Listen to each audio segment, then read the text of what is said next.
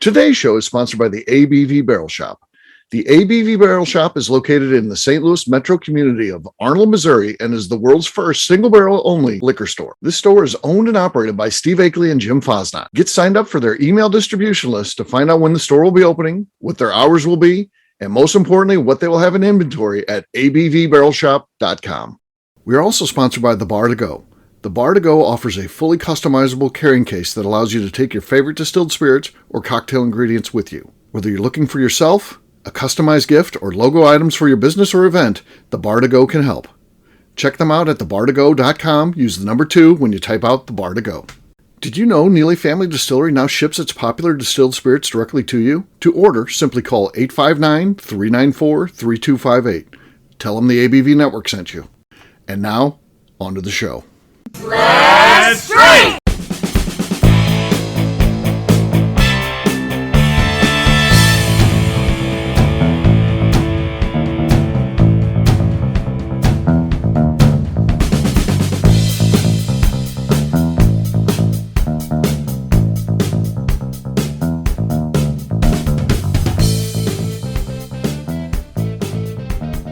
Welcome to the Bourbon Daily, the podcast about everything bourbon delivered to you every day of the week. Today on the show, we discuss the impact of rolling fork on bourbon drinkers. My name is McNew. Please join me in welcoming my co-host, Miss Beka Sue, along with our special guests, Turner Wathen, Tim Swaya, and Susie Cousins.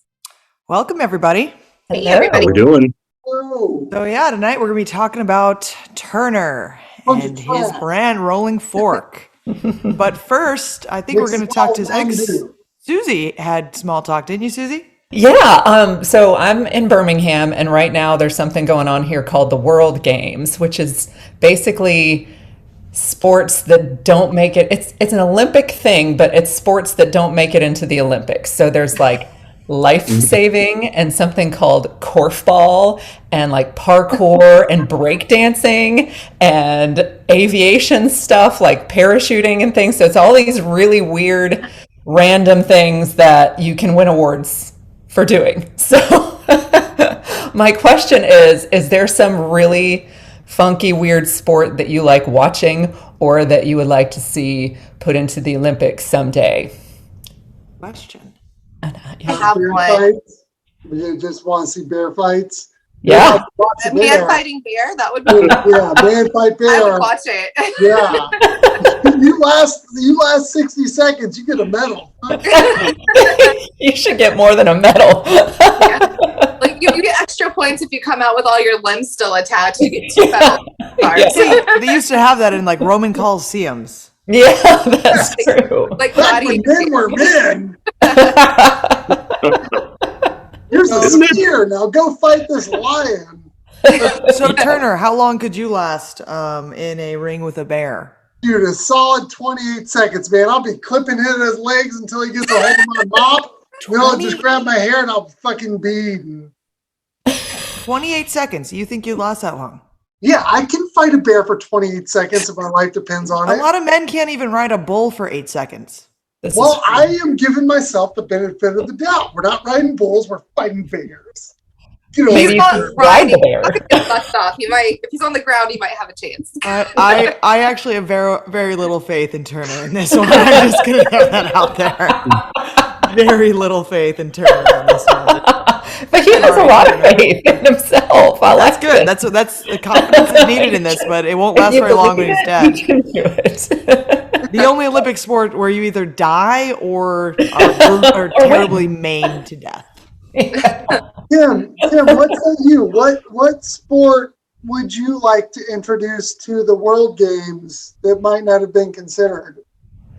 You know, what first came into my mind was that show is the internship with Vince Vaughn and Owen Wilson, and these kids are all playing Quidditch. I just look at it, I'm just like, what the?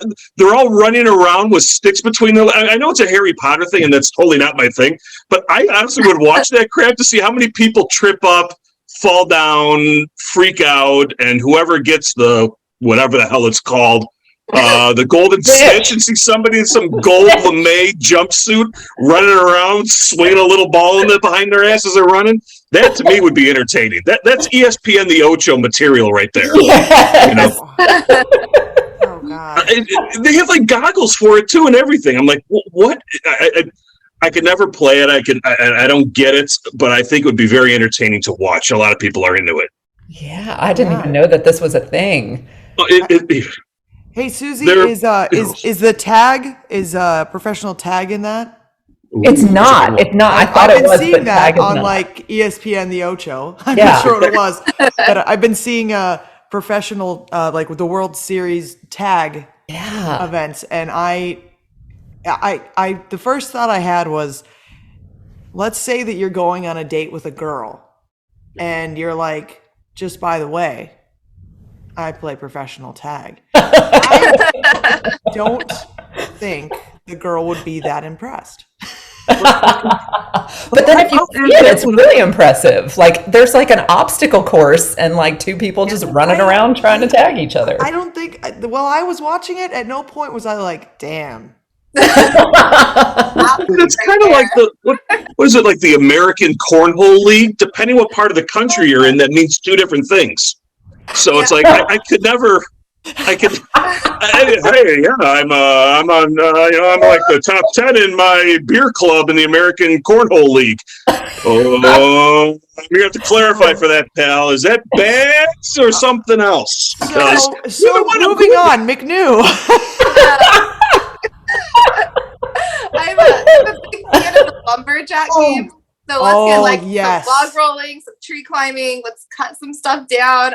I want to see the lumberjack game because that is actually impressive. That is a thing. Crazy to watch. What about have you seen the professional wife carrying? Have you ever seen this? Yes, I haven't. They run through like a marathon course, right? Like a mud course. Yeah, they like throw their wife over their shoulder and do a whole like obstacle course. You stay still, man. I'm gonna. This is the trust that I don't have for my husband. I'm like, we're not making it very far. That's not going to go well for us. I'm like, you can imagine what the safe words are for that competition. I mean, what's a safe word on that? Honey, you don't help me right. What's the safe word? Ketchup? Or that could be a couple different things. I don't get it. It could be put me the fuck down. This is a bad idea. I think that my pick is going to be professional pogo jumpers. Ooh, there you go. I like that. Yeah. I don't know if you guys have ever tried that before. We're going like a height thing, like I'd say height right? and distance, like Distance? a marathon. Ooh. Like actually, HMV, like we like also- hurdles, probably. You could also put artistry in that too. Yeah. do a little spin move in that shit. Yeah. Like that's I like this. Go If you've ever backflips. tried to pogo, it's very hard to do. can't pogo. It's very hard. I think I've got 2 pogo jumps in when I've tried it, and that's it. So it takes a real professional for that sport. Susie, what about what sport would you want to add into it then? What was the hottest, Susie? Like, what was the hottest sport you watched? On that's a part of the games now. Yeah, they're only these games, the world games, not. Well, I think that parkour is pretty cool, and I think that's really awesome to watch. And I have so much respect for people that just throw themselves off the side of a building and assume that the next building is going to be there when they jump. I have the same respect, but it's for a different reason. I just hear parkour, and I go back to the Office episode where they're jumping around, and then Andy ends up jumping into the garbage can or something. Yeah. That's just. Parkour. Yes. They're very talented athletes, very talented urban athletes, and whatever they're doing, throwing themselves all over the place. But that show knocked it down a little bit. It makes it entertaining. My shoulders could never do that. No. I would be in the hospital immediately. There's no way that I can jump and hang on to something and not just dislocate my shoulder. Like I am, and some of them are not like, they're not just like 18-year-old kids doing it. Like they're my age and older than me as well. And I'm like, how? How do you have time for this? That is, that's another one. You have a professional job and you do parkour on the side? Well, maybe It's like like personal trainers. to get to your car. Yeah. But I think if I had to put one in, it would be like some kind of American Ninja Warrior, like wipeout, Yeah. floor of lava situation where there's Those are like fun to it's skill and also like super embarrassing when you fall. I like Yes. both of those combined. Combo is always good. don't really want to see you excel at this. Like I want you to fail in the most exorbitant way possible, please. Yes. And that will be for my enjoyment. Yes. That is an American Ninja Warrior to a T, yeah. Yeah. Unfortunately. With less There's some carnage wipeout than big bear balls in trap. there. Yeah, now you're talking. Well, everyone, let's start drinking. We not already? Let's do some more drinking. Let's pop some corks tonight. Let's start off with Mr. Turner Wathen. What do you got for us tonight, Turner? All right, losers first, right? Go for 100, but I'm back this year. Go for 101. Got a little wild turkey decades here. I put my fuck me. Did something get popped there? Yeah, I did.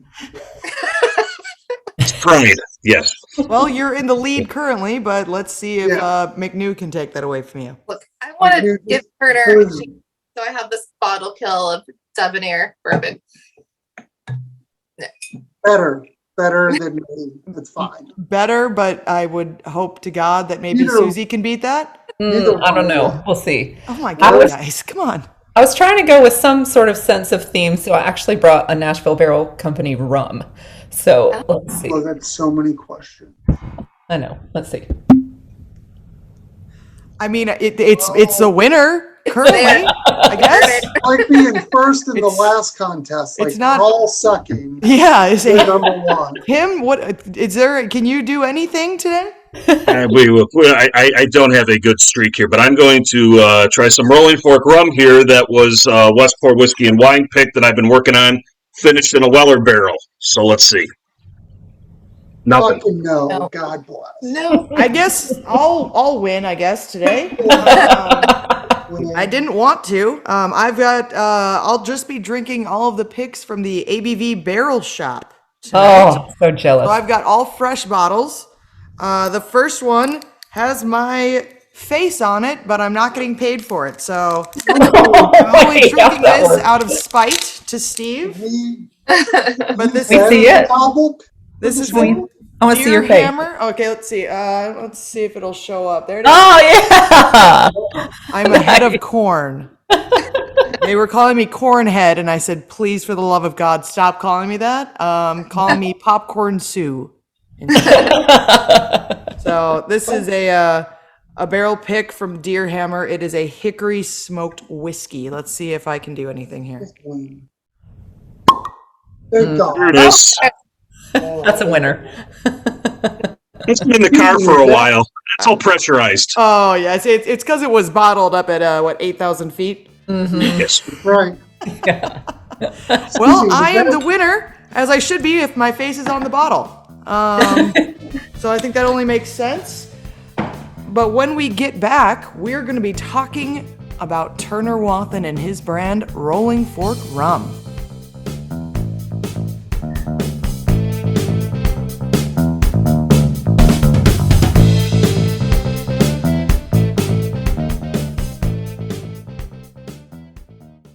Let's talk about the people who make these shows happen. First up is the ABV Barrel Shop. The ABV Barrel Shop is owned and operated by Steve Akeley and Jim Fosnot in the greater St. Louis area. It is the most unique shopping experience in the world of bourbon, as the ABV Barrel Shop only focuses on single barrels. We aren't open just yet, but our plan is to have the most diverse single barrel offerings from our many friends in the world of bourbon. By signing up for a weekly email, you will know our entire inventory we have on hand. In addition to single barrels, we'll have a tasting bar and a gift shop featuring logo merchandise for both the shop and the ABV network, as well as a full curriculum of bourbon education classes. Additionally, we'll use the gift shop to feature products from our partners in the world of bourbon, companies like Art Eatable Chocolates and Old Man Bay Signs. Head over to ABV Barrel Shop to sign up for our email and text distribution list so you can stay in the know. Hi, this is Steve Akeley, owner of the ABV Network. We're sponsored by the Stave and Thief Society. This is where you, a bourbon enthusiast, can expand your knowledge and emerge a bourbon steward.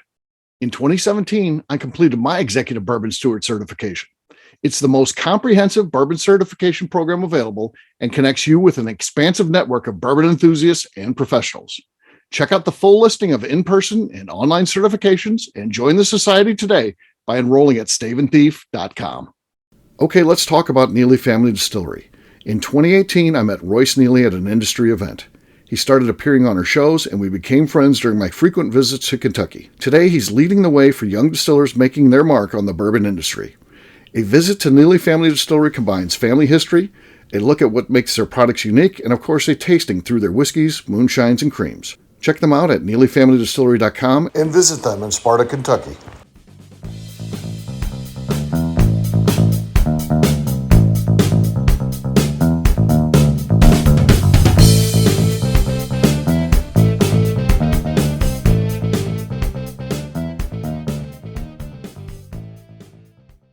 This is Mr. Bill. You're listening to the Bourbon Daily. And I'll drink to that. Welcome back to the Bourbon Daily. Today we're talking about is Rolling Fork Spirits bringing rum to the bourbon drinkers? Absolutely. So I think that I've seen this a lot. I've seen a lot of bourbon drinkers drinking their Rolling Fork rum. You guys have been I think you guys have been rocking the world of bourbon, kind of. What do you think, Turner? Is that a lie? Is that false? Well, I mean, it's not false. It's not. Okay. So I've had a little bit of time to think about this. And Beka, the way I have thought about this is if we are going to liken ourselves to American whiskey or bourbon, we really only value the producers. And I'm not Royce. I'm not Jimmy or Eddie Russell. And so it's hard for me to, but the title is, are we just bringing attention? So if we focus on attention, I can comfortably say that that is our objective. But if I look at the producers like Richard Seal out of Foursquare, or if I look at the Jamaican houses like Hampton or Worthy Park, like much like the Royce Neelys or the Alan Bishops or the Stumpies, like the American craft producers that actually are really making really good shit. Like, I can't be one of those, but at least because of the uniqueness of importation, I get to be the purveyor of some really, really good juice that those types of producers can respect. Fair. Has everyone here had Rolling Fork rum before? No, I don't think we can get it here. Just fucking drink with Mountain Dew, man. Just chug that shit with Dr. Pepper. And muddle a cherry in there too. Yeah. Hey, With rind. Throw some rum Yes. into your old fashioned or Manhattan. We'll fuck that drink up. You got it. I've had quite a bit of Rolling Fork, and I very much enjoy it. I was had a good time having my pocket rum at the distillery a few different times with you and Jordan. But I think it's definitely bringing it, like, you're getting the attention of bourbon people because you guys are doing a lot of bourbon finished rums and all sorts of things. And that's our focus. And I think with the unique, so the uniqueness of being able to finish rums in Weller or Elijah Craig Barrel Proof, or we've got some Wild Turkey 18-year-old and some Wild Turkey Rye. We've got some Woodford Double Oak. We've got some just Heaven Hill Rye. And us giving a shit about those products and going out and chasing those barrel sets allows the rums that we bring to a whiskey audience more attractive. And because we do second fills, those add unique influence to the initial product as it is. So we are lucky enough to be in bourbon country where there is some barrel influence on the finishing that we do, and you can uniquely kind of chase it. So we're lucky enough to be able to pull that off. Yeah, for sure. So my cat was eating a piece of my wrapper. Was that Thumper? No, that's Dean. Dean is a different gray cat. That's we like to liken him to being a city cat, where Thumper's a hillbilly.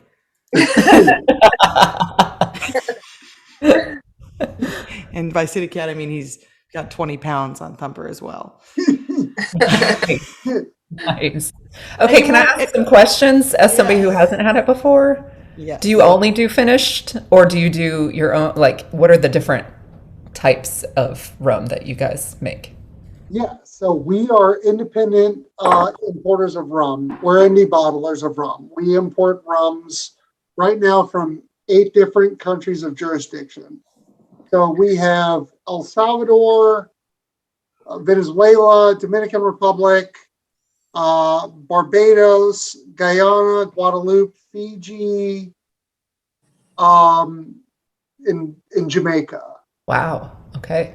Now, the American audience really only gives a shit about 2 out of those 8, and that's Barbados and Jamaican rums. And that's okay. That's not a problem. So, but all of our rums come. They adhere to an American whiskey audience standard of no additives, no caramels, no colorings. The only things that influence our rum is the jurisdiction where it's distilled, distillation method, whether it's double pot or column, and then how it's aged, be it what type of barrel sets. All rums that are aged in used bourbon barrels. And it's wildly interesting how many people still ask me, it's like, oh, you have barrel aged rum? It's like, no, that's all rum. Any rum that has any type of coloration, and rum has shitty nomenclatures, like, is it añejo? Like, that's, why the fuck should rum have an añejo like tagline? Or is it silver, or is it gold, or like, rum's nomenclature should be, is it aged or not, and allow you to put the age statement, or is it spiced, which I think there's a lot of good spiced rum out there, which means that you're a rectifier. You've added some amount of other flavoring profiles to enhance the product that you have. Doesn't make it shitty or bad. It's just, let's call it what it is. And but all of our rums are just single jurisdiction with age statements and no additives. Okay. Which has been your favorite rum that you've imported? Dang, man, we've been buying all this Foursquare out of Barbados, which has been great. But man, we've been bottling this 4-year-old, 5-year-old Venezuela. Dude, I swear to God, man, I've taken so many sugar to alcohol tests to this thing to find out if it's dosed. And every time it comes back not dosed. And Susie, what was that? What's that Nashville barrel rum that you got? Let's see. It just says it's a 6-year-old, 134 proof. That's all I know about it. It doesn't say anything else? No, it Doesn't just say Venezuela on it? no. It Those doesn't. guys bought a bunch of the same Venezuela that we bought from the same broker. But and we told people we're going to drop that, and they're like, "Oh, I don't know." Nashville did, and it didn't taste great. And I was like, "Well, then try this Thomas Handy Barrel Venezuela." And they're like, "Well, that's way fucking different." Yeah, I've had some Venezuelan stuff that's amazing. Now, if you're $1.30, like, I mean, you got to be old as shit to taste good at 130 proof. Like, you got to be 10 plus years old, just because that proof point just eats away all flavor conception. Like, you're just drinking high octane booze. Well, this one's pretty sweet, so I have to wonder if there's like additives or not. I don't know. It's a hard nut to crack in the world of rum, and I've got no qualms with the Nashville bourbon guys. I was just interested because you brought that out, and then you dropped 130 proof, just because they're just hot. Like, you got to be swinging some. You got to have some cojones to drop some young rum that's $1.30, because that just means that's what you're chasing. You're chasing that high proof point. But I've got some really good Venezuela at $1.10 that has exceeded my 9-year-old Foursquare, which was my favorite. But really, just because I buy a lot of Jamaican double pots still, that's my favorite. So even if it's unaged or 3-year-old, that's what I gravitate towards. I think if I'm gonna dabble something from a bourbon drinker to really get them to consider options and have a gateway drug, it would be like our 9-year Foursquare or someone else's products. Like, that's just what I would give as a gateway drug to more rum. Mm-hmm. The gateway drug of rum. Have you had Privateer? Yeah, I love those guys. And they're younger, so they mostly of what they're bottling is 3 to 5 years old. Mm-hmm. But if I look at American producers, I consider Privateer. I consider Richland's rum out of Georgia. There's actually another dude in Tennessee called Pritchland's rum, and then there's the Bayou guys out of Louisiana, but their stuff's sugary. And the 4 that I named don't do this, but the issue that we had with American producers is it's much like tequila, but they will cut the molasses with pure sugar. Well, pure sugar is bleached, and bleached sugar means that it has no natural influence on the actual product. Like, you're just drinking something that can be absorbed into fermentation so that it can add higher alcohol, higher fossil fuels, but it gives you no product profile. It gives you no flavor. And as long as you can say it's 100% distilled from molasses, I'm interested in it, which is stuff that Privateer does. But I've seen other people mix, and that screws it all up. It's like a cocktail then. Oh. Tim, you got anything to ask Turner or to add to this? I will say, Turner, is that I know distribution is not easy because you got to get all the barrels here and everything like that. So I've been lucky enough to find you in Kentucky, and when I make my trips down there, I bring a couple bottles back. And with these tastings that we're doing through the ABV network, sometimes I'll bring in some extra stuff and throw in an extra, and then a lot of that's been Rolling Fork rum. Granted, after tasting a Scotch, an Irish, a bourbon, a rye, and a Canadian blind, and them opening their eyes to that. This is after five tastings of some type of distilled spirit, and I throw that rum in there, and they're like, "Wow, this really tastes like a bourbon, really sweet bourbon," and their minds are blown when it's rum. And when I say what's very helpful are the barrels that they're finishing, because there's absolutely an influence there. And then what really opens their eyes is when I say pair this with a cigar with either a Connecticut wrapper or a Sumatra wrapper or a full Nicaraguan cigar on that too as well. Then they're asking, okay, well, where do I find it? Because it's not Bacardi. It's not the stuff that I see on the shelf. So either influencing myself, trying to bring it in, because when we found your product, absolutely love it. And I love Fortuitous Union. I'm still waiting for FU number 2 and see when that finally rolls, if there's something happens with that. But are you seeing anything from the cigar side, those cigar smokers coming into your products as well? I just sold a barrel of FU Batch 2 to Benny's. Now you're in our neighborhood. Yep. I'll be up there in September. Fucking about time. Did you hear Tim's question about cigar smokers with your rum? Are you finding any cigar smokers pairing stuff with your rums, and what are they doing with that? Any of that community coming on? Because they're usually going to be your high proof bourbon drinkers as well. Is what I find are your traditional Scotch folks. They're like, I only choose this. But I'm finding the rum's always been tied with cigars too as well. But it's interesting where everything's gravitated towards. I'm finding some folks more into the rum space pairing with cigars more than anything now.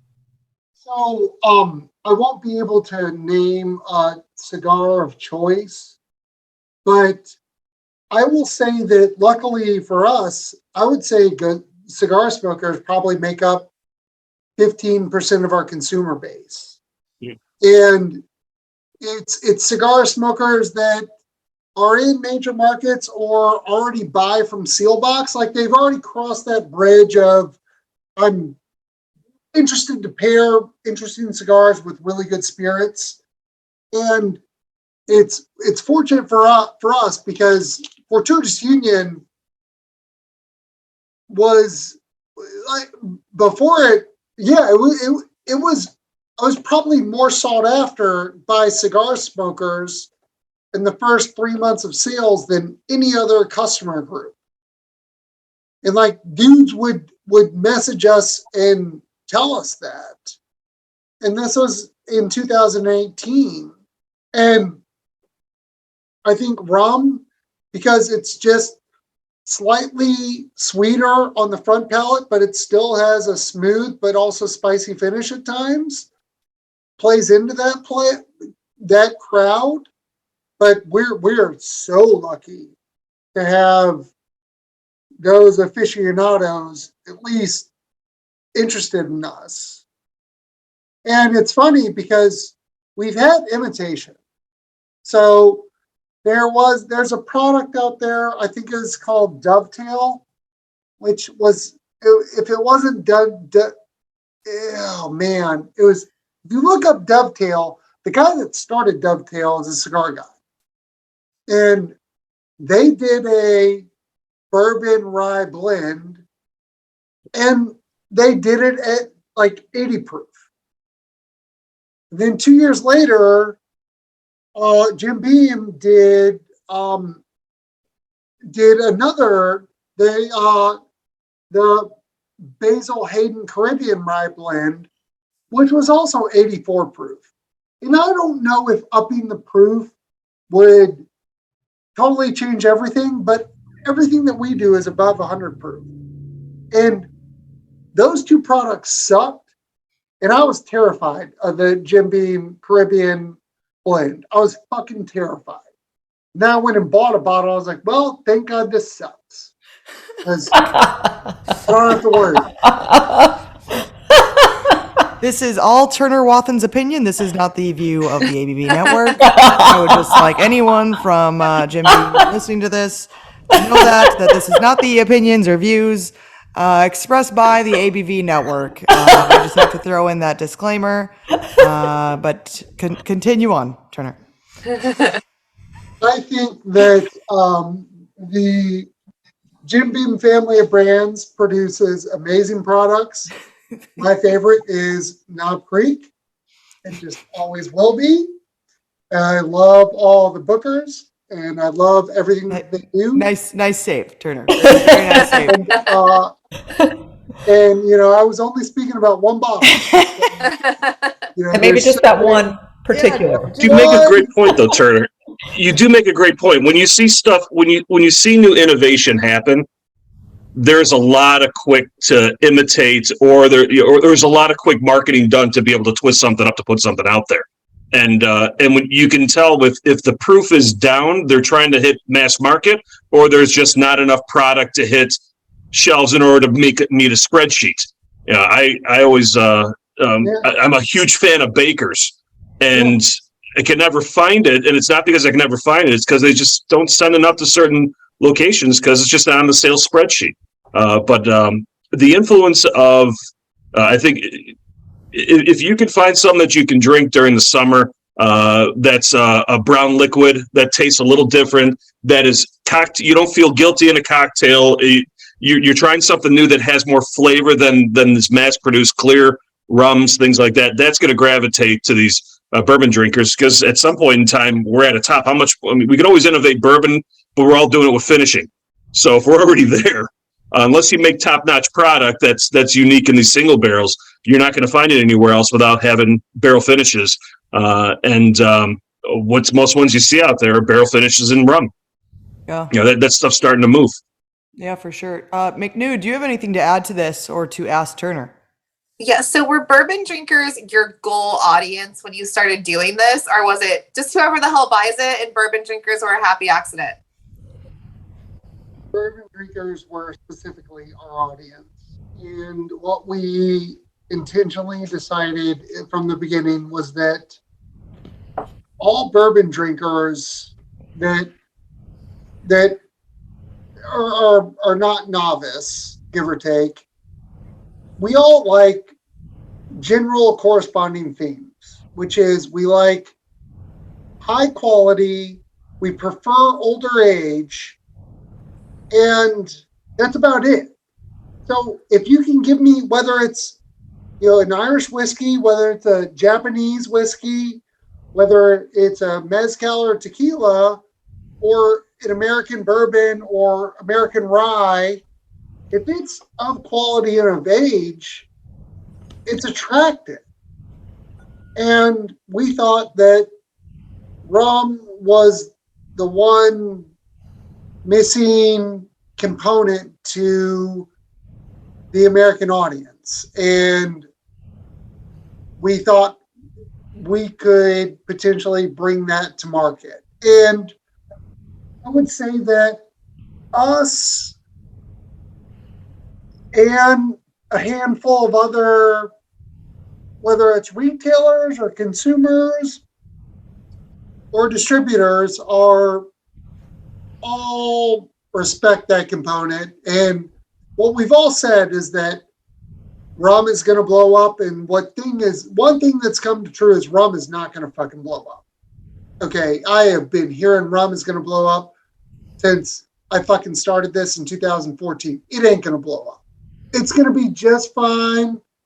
I'm going to be just fine. But we drink American brown juice, and I respect that. All right. Well, on that note, I think that Turner has brought a lot of rum to bourbon drinkers. For one thing, I think that a lot more. Like I've drank more rum that has been from Turner in the past few years than I have from anyone else, frankly. So I think that you are bringing a lot of bourbon or a lot of rum to a lot of bourbon drinkers. But let's wrap this one up and find out where we can find everyone. Let's find out where we can find Turner first. Check us out at mountaindew.com/fire hot sauce, rollingforkrum.com, or on Instagram and Facebook at Rolling Fork Rum. And if you message us, we're just two dudes, so you'll speak to the owners. All right. Susie. I'm on Facebook at Susie Cousins or Instagram at Sounds Like Bourbon. All right. Tim. You can find me on Instagram at SwyGuy2112 or on the ABVNetwork.com site under Tasting Events. And also enjoying Rolling Fork Rum during the summer with some cocktails. I'm just going to say it. Fantastic. McNew. You can find me on Instagram at McNew ABV. And as always, you can find me at Neely Family Distillery and also on Instagram and Twitter at Miss Beka Sue, 1K, no C's. I encourage everyone to check out our new barrel shop in Arnold, Missouri, right by St. Louis. It's all single barrels all the time. That's it. The only single barrel shop in America and the world, I believe, unless there's another one that no one's told us about. But they've got contacts with 100 other distilleries, and there'll be cool single barrels there all the time. McNew, got anything else to say? I would like to remind the audience to please give us a 5-star review. That includes comments. It helps new people find the show, which is very important to us. And if you like what we're doing, we ask that you please visit our Patreon page at patreon.com/the ABV Network. Until next time, see you guys. Bye. See ya. Peace.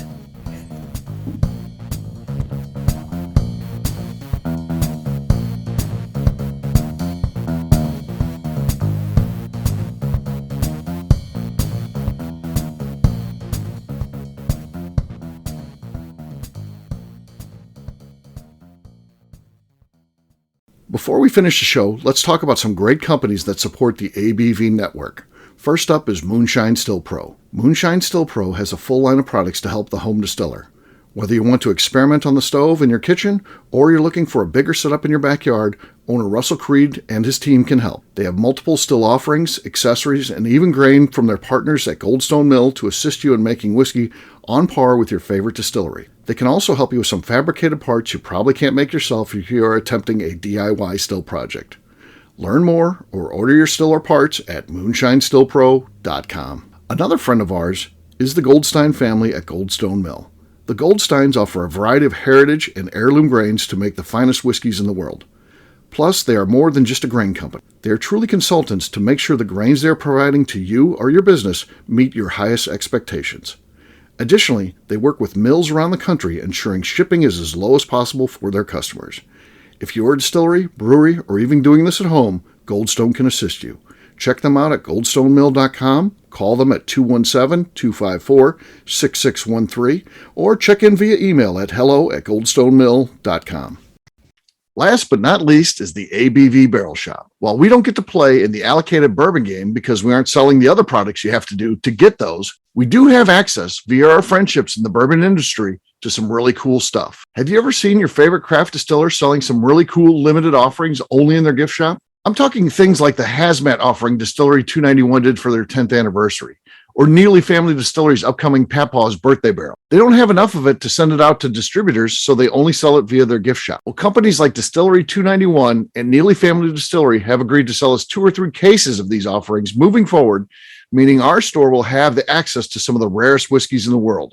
Way more difficult to come by than the allocated bourbon offerings with the national release. Yes, they will be extremely tough to come by, but if you're a customer of our store, you'll have a chance to get them. Get signed up for our email or text list over at abvbarrelshop.com so you don't miss out.